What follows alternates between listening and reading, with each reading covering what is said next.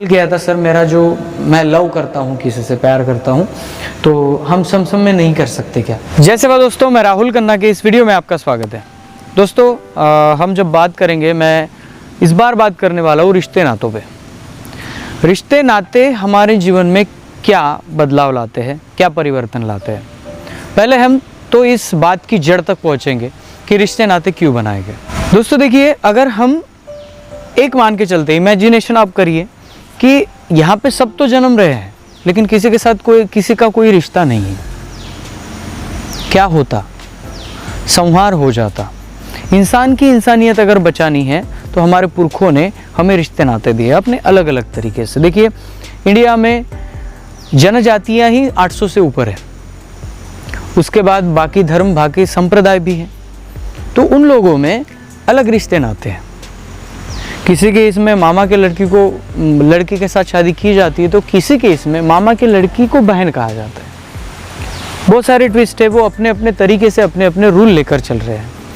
हम इस बात पे फोकस करेंगे कि हमारे कस्टम में, हमारे कल्चर में, यहाँ के जनजातियों में क्या ऐसा हुआ जो उनके रिश्ते नाते इतने मजबूत है और रिश्ते नातों को इतनी अहमियत दी जाती है।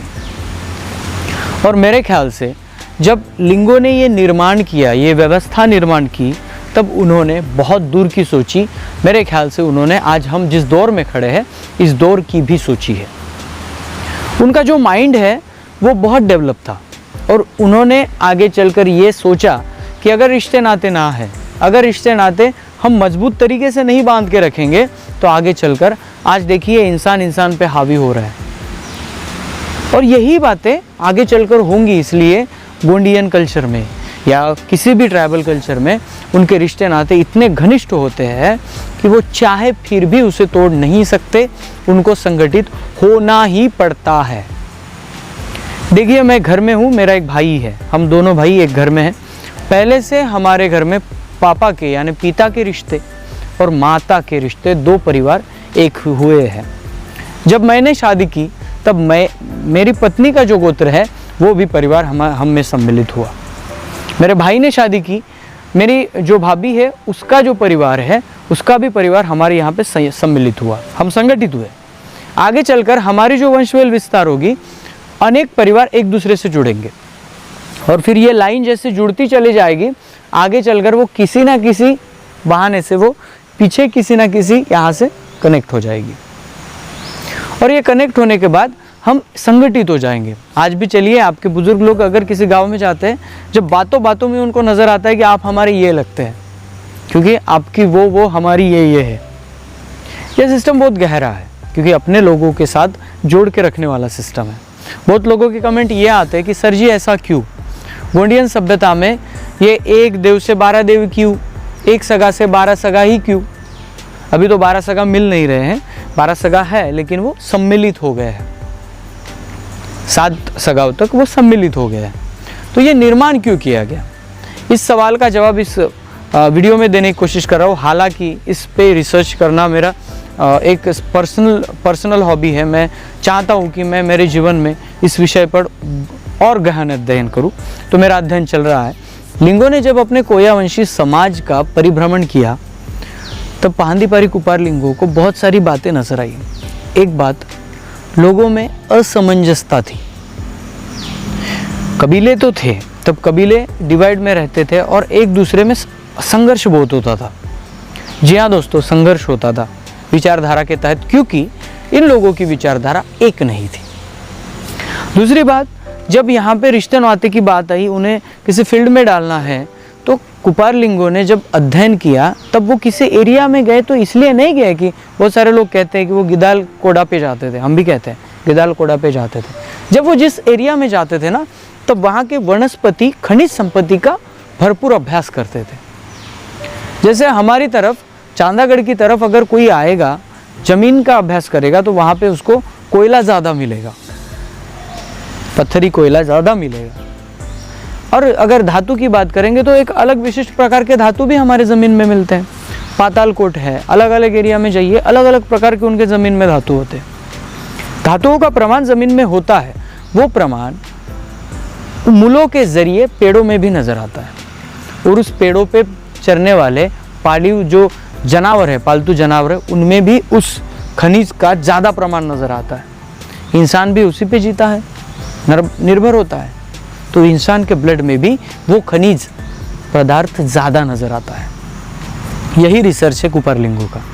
उन्होंने ये कहा, ये देखा कि इनके ज़मीनों में जो जीवन सत्व है, ज़मीनों में जो खनिज रूप में जो ऊर्जा है, वो ऊर्जा किसी ना किसी तरीके से पेड़ों में, प्राणियों में और इंसान में भी आती है, उनके ब्लड में भी आती है।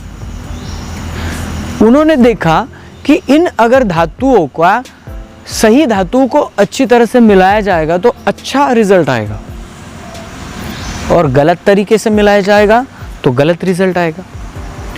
आगे चलकर गोंडवाना की संतानें अच्छी पैदा हो, मजबूत पैदा हो दिमाग से, शरीर से, और इसीलिए धातुओं को आपके सगाओं में विभाजित किया गया। मेरे ख्याल से कोई कोकोडे सर थे, उनका आर्टिकल मैंने पढ़ा था, और उस आर्टिकल के बेस पर मैं आपको बता रहा हूँ कि ये जो नाम है, ये जो जैसे मैं हूँ तो मेरा नाम है आराउड, मेरे सगाओं का नाम है आराउड, महाराउड, रेखाराउड, मेकाराउड, धुंधलाल राउड। ये जो नाम आ रहे हैं, ये लोगों का, तत्वज्ञों का, हमारे इतिहासकारों का कहना है कि ये नाम सिर्फ नाम नहीं है, ये उन धातुओं के नाम है जो उस फील्ड के है, उस फैकल्टी के है धातु, और वो धातु ज़्यादा से ज़्यादा प्रमाण में उस एरिया के सगाओं में पाए गए हैं, उनके ब्लड में पाए गए। तो ये जो धातु है, ये धातु का आपका जो निशान है, आप उसको लेकर चलते हैं। और कुपरलिंगो ने अलग अलग एरिया के लोगों को अलग अलग गोत्रों में जो विभाजित किया है, और ये जो कानून नियम दिया है कि सम विषम, अभी सम विषम तो ये 200 सालों में शब्द आया है, सम विषम शब्द नहीं है, एक्चुअली वो शब्द है उन्नी पुन्नी। पूर्णिमा यानी पूर्णत्व, और अमावस्या यानी एकदम खत्म।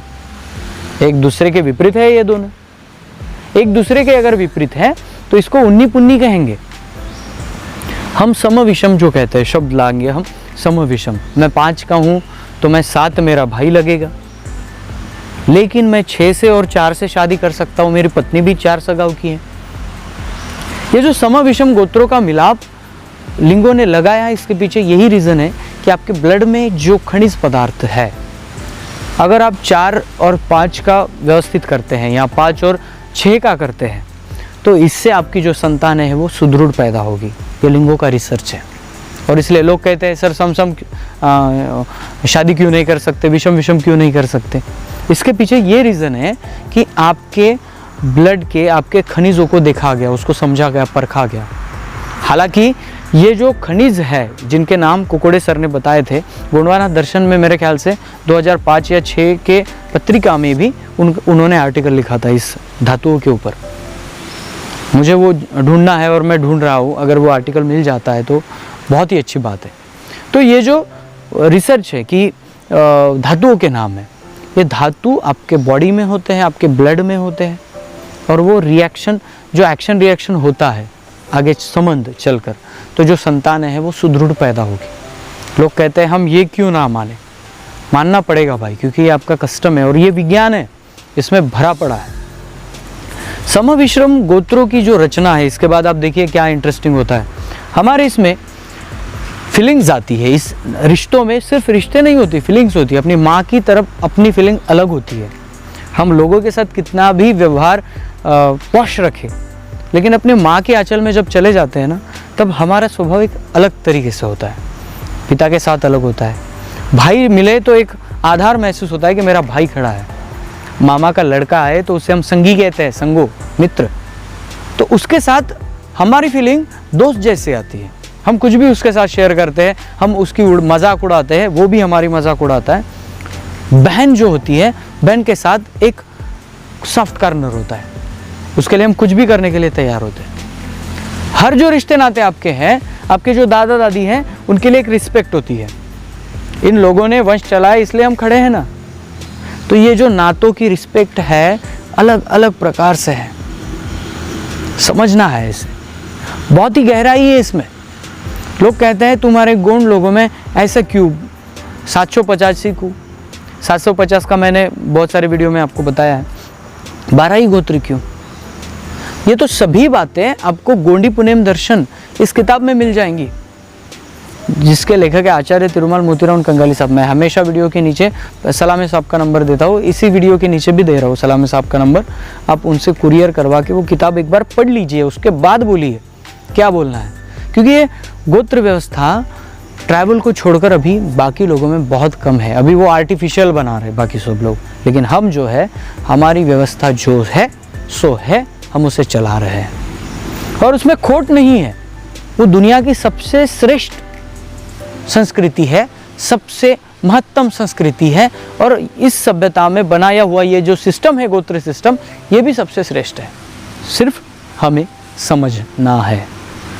तो इसलिए दोस्तों, जो लिंगों ने बनाया, अभी बहुत सारे बुद्धिजीवी ऐसे भी हैं, मुझे कमेंट करते हैं, मेल करते हैं, सर आप बताते हैं कि समसम नहीं हो सकते, विषम विषम नहीं हो सकते, क्योंकि हम समसम भी करते हैं। ऐसे बहुत सारे लोगों का मेल आया। तो देखिए भाई, जब से मैं शुरू हुआ हूँ इस ज़मीन में जो खड़ा हूँ ना, यहाँ से मेरी शुरुआत हुई है। मेरे पहले की वीडियो अगर आप देखेंगे तो जंगल में ही बनाया है, शुरुआत यहीं से हुई। तो मेरी जो गोंडवाना के तरफ आकर्षण बढ़ा, वो पहली किताब थी गोंडी पुनेम दर्शन।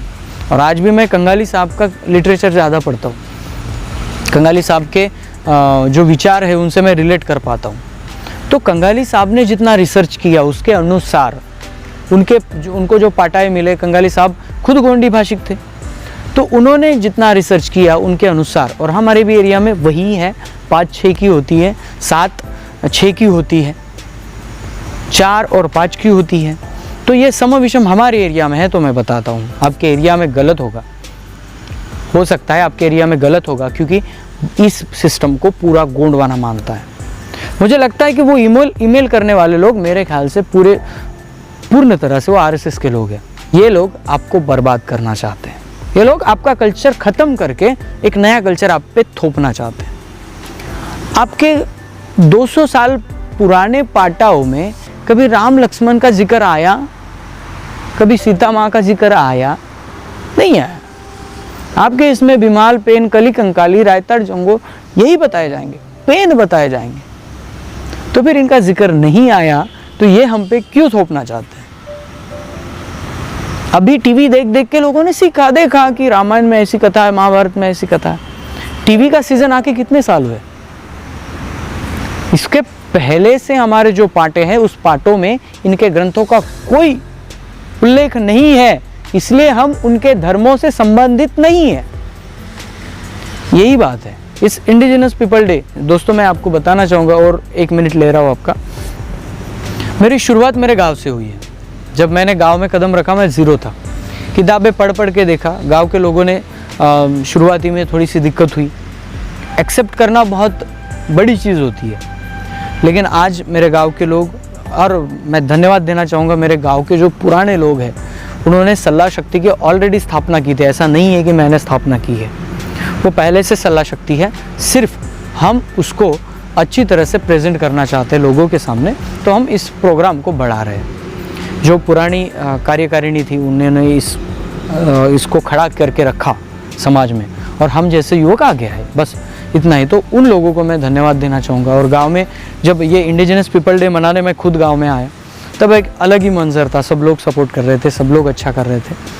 तो सभी से निवेदन है, ये जो गोत्र व्यवस्था है, ये गोत्र व्यवस्था हमारी हजारों साल से है और आगे भी चलनी चाहिए। इसलिए जो युवक है, किसी युवक ने एक ईमेल किया था, सर मैं लव करता हूँ, किसी से प्यार करता हूँ, तो हम समसम में नहीं कर सकते क्या? तब उस बंदे को मैंने 1 घंटा समझाया। देखिए, हमारे सिस्टम को हम ये लव अफेयर और बाकी लोगों को, या लड़की बाहर से लाएंगे, या हमारी लड़की बाहर चली जाएगी, ये जो बातें हो रही है ना, ये गलत है, पूरी तरह से गलत है। क्योंकि वो लड़की ना तो हमारा कल्चर जानती है, ना कुछ जानती है। हमारे समुदाय में ये जो घटस्फोट की बात है ना, अभी समान नागरिक कायदा की बात हो रही है, एक्चुअल में गोंडियन लोगों में तलाक कोर्टों में नहीं होता। हमारा कस्टम रूल है, कोर्टों में नहीं होता। हमारे लोग, लड़की के तरफ के जो मेन लोग हैं और लड़के के तरफ के मेन लोग हैं, उनकी पंचायत बैठती है, पंच होते हैं, और पंच दोनों पार्टियों को साथ में लेकर उनसे सूझबूझ कर ये डिसीजन लेते हैं। उसे गोंडी में अलग नाम है, वो मेरे मुंह में नहीं आ रहा है, तो उसको अलग करते हैं। लेकिन ये तलाक वलाक नहीं होता, समझ रहे आप? इसके एक अलग, उसका एक अलग रस्म है। पंचों के द्वारा, पंचों के सामने बैठकर वो डिसीजन लिया जाता है। अगर नहीं है, नहीं रहना है या और कुछ बड़ा प्रॉब्लम है तो उसको पंच सुलझाते हैं दोनों पार्टियों को सामने रखकर। और आगे आज ये चल रहा है कि समान समान हो रहा है, तो हमारे जो कस्टम है और कस्टमरी लॉ है उसकी धज्जियाँ उड़ जाएंगी। तो इसलिए दोस्तों ये जो कस्टम है ना, इसको थोड़ा सा बारीकी से देखिए, कुछ मिले तो मुझे भी बताइए, मैं भी उसको सीखना चाहता हूँ। वीडियो बड़ा हो गया है दोस्तों, चलो मिलते हैं। और स्पेशल कैमरा पकड़ने के लिए मेरे गांव का दोस्त अमित सोयाम को मैं थैंक्स कहता हूं। और दोस्तों इस वीडियो को ज़्यादा से ज़्यादा शेयर करिए। मिलता है अगले वीडियो अगले टॉपिक के साथ, तब तक के लिए जय सेवा, जय जोहार, जय आदिवासी, जय गोंडवाना, जय भीम।